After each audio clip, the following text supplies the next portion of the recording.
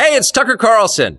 You often hear people say the news is full of lies, but most of the time that's not exactly right. Much of what you see on television or read the New York Times is in fact true in the literal sense. It could pass one of the media's own fact checks.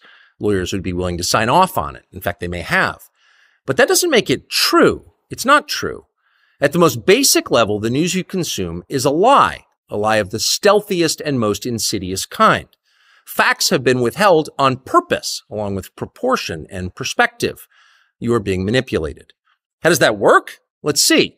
If I tell you that a man has been unjustly arrested for armed robbery, that is not, strictly speaking, a lie. He may have been framed. At this point, there's been no trial, so no one can really say. But if I don't mention the fact that the same man has been arrested for the same crime 6 times before, am I really informing you? No, I'm not. I'm misleading you. And that's what the news media are doing in every story that matters, every day of the week, every week of the year. What's it like to work in a system like that? After more than 30 years in the middle of it, we could tell you stories. The best you can hope for in the news business at this point is the freedom to tell the fullest truth that you can. But there are always limits.